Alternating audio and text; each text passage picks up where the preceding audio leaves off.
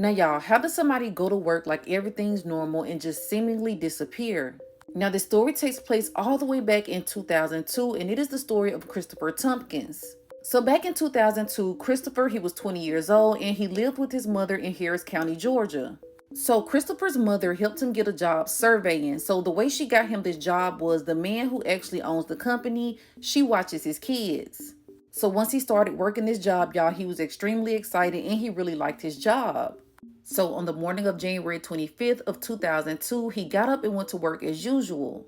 Now, he would park his car at the job, but he would actually drive to the job site with his other co-workers. So it was 4 of them total. Now, they drove off to County Line Road where Warm Springs Road is in Ellerslie. So this is a wooded area and it is rural. So they get to the job site, they start working, and they are all working about 50 feet apart from each other. And y'all, this is close enough to where all of them are still communicating. They can all still see each other. It's not like they're separated in this area. They are all still in the same vicinity.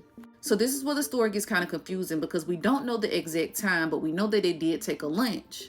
They come back from that lunch and they start back surveying, and Christopher is at the back of the line. Now they're still about 50 feet apart, and one of his co-workers is saying that he remembers talking to Christopher. This co-worker is saying that he turned around to do something else for a few minutes, and then when he went back to talk to Christopher, he didn't get a response. That's when he turned around and noticed that Christopher was not there. Now, at first, nobody thought that this was odd. They thought maybe he walked off into the woods in order to use the restroom or anything. They didn't think that he was in some type of trouble. But after so long, when he didn't return, they did start to call his name and start to look around for him. Now, they could not find Christopher anywhere, so they alerted their boss about the situation.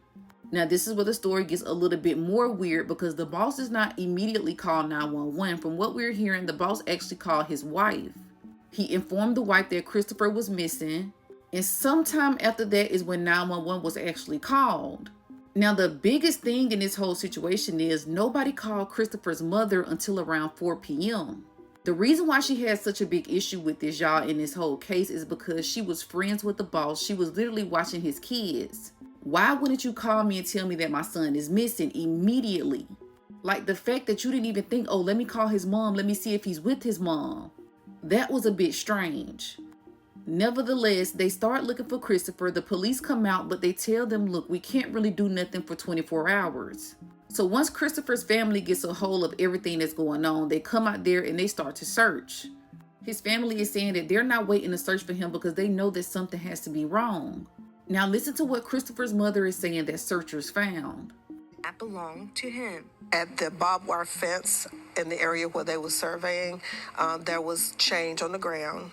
There was a snag of the pants that Chris had on, which is a pair of navy blue Dockies, was in the barbed wire fence.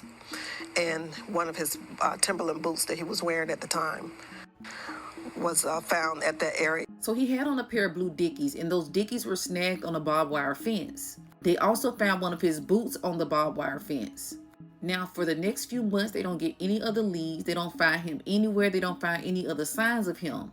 But about 5 months later, they end up finding his other boot. Now, remember, this happened all the way back in 2002. So some people are saying one thing and others are saying another. Now, one story is that boot was found on a private property around a swamp. So allegedly, that property was around the parts where they were surveying. Now, another story is they found the boots miles away, but still on a private property. So even though we have all of these mysterious things popping up, this case really screams foul play.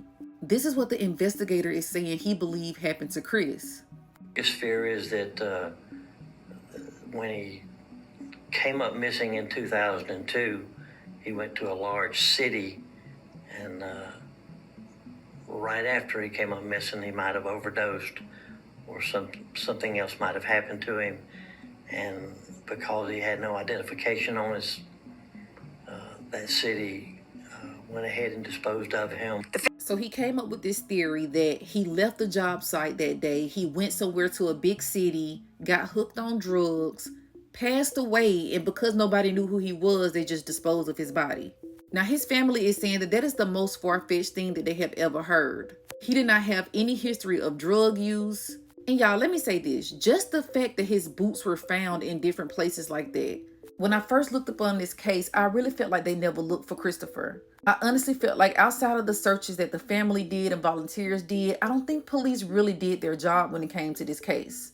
Now, there was an alleged story that one of the surveyors that he was working with allegedly got arrested for a violent crime months after Christopher disappeared, but that has never really been proven. They have never put out the names of the surveyors, and this just leaves this case with more questions than answers. Now, let me tell you my thoughts on this case. I feel like something happened on that job. Let me say this, everyone is innocent until proven guilty. We're not accusing anyone of anything. Y'all, he lost that first boot because he was running from something. He jumped that barbed wire fence while he was running from something, and that's how he snagged his pants, and that's how the change fell out of his pocket. Something happened that day while he was at work. The fact that they even put in there that he might have been on drugs and might have passed away in a big city is crazy. Who comes up with that? Now, my heart goes out to his mother and his family because she has never stopped looking for her son. I'm very curious as to why there was no other people really questioned in this case. I want to know, that they question each surveyor separately? For y'all to be just 50 feet apart from each other, y'all talking to each other, y'all are sitting there communicating, y'all rode together, y'all went to lunch together, and you telling me that you turned around for 1 minute and turned back around and this boy was just gone. The case never made sense to me, y'all. Now, I'm very curious as to you guys' thoughts on this case. Now, please, y'all, in the comments, let me know, what do you think happened to Christopher? Do you believe Christopher is still alive? Or do you believe something happened that day on the job? Comment below.